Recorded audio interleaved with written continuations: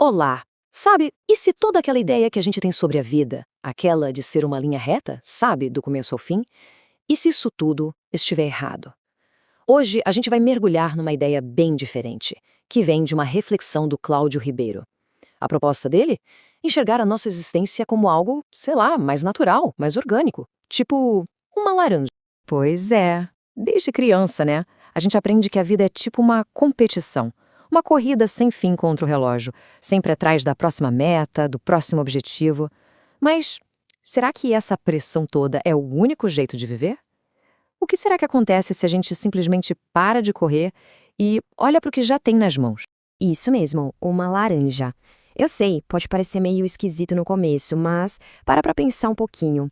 É uma coisa simples, né? Bem natural, com um ciclo de vida que é só dela.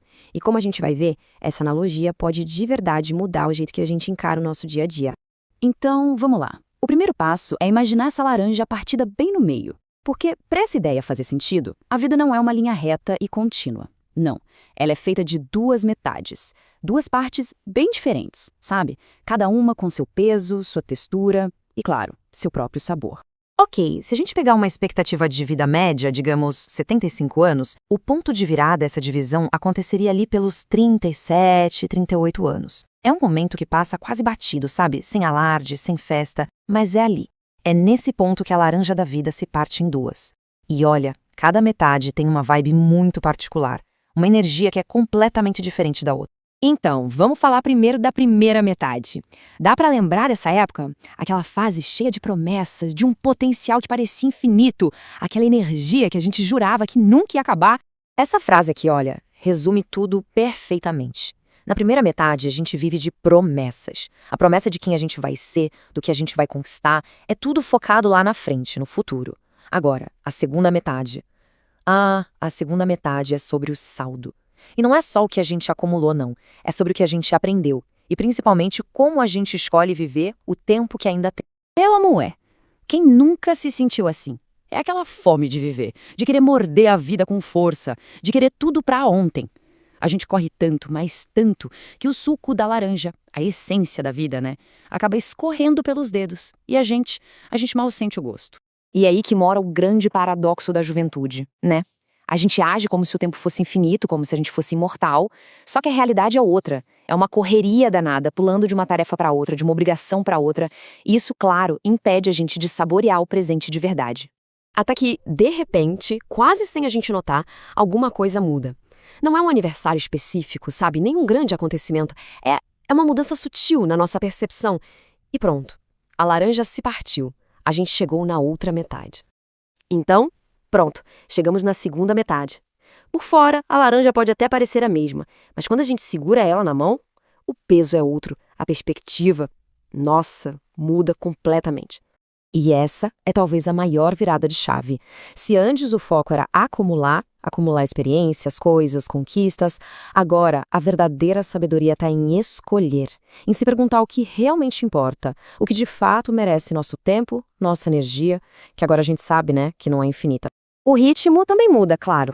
Aquela corrida maluca dá lugar a uma caminhada mais consciente. O objetivo não é mais chegar primeiro, de jeito nenhum. É conseguir sustentar o passo. É aproveitar a jornada. E junto com essa mudança de ritmo vem uma consciência nova. O tempo, que antes parecia um campo aberto, sem fim, agora ele tem contornos. As bordas dele começam a ficar nítidas. E nossa, como isso muda tudo.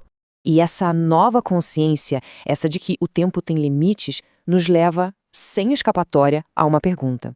Uma pergunta que talvez a gente tenha evitado na primeira metade da vida, mas que agora ela é central. A pergunta é, como é que a gente está vivendo de verdade?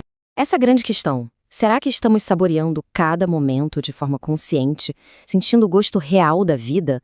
Ou será que a gente está só deixando os dias passarem, deixando eles nos consumirem, presos num piloto automático de velhos hábitos, de velhas obrigações? No fundo, existem dois jeitos de encarar o que resta. Um caminho é saborear cada gomo, sabe? Entendendo que a vida vai ter momentos doces, mas também os azedos. E o outro caminho é continuar engolindo tudo inteiro, sem nem mastigar, preso em urgências que, se a gente parar para pensar, talvez nem façam mais sentido. A verdade é que a segunda metade não perdoa distração. Ela cobra presença.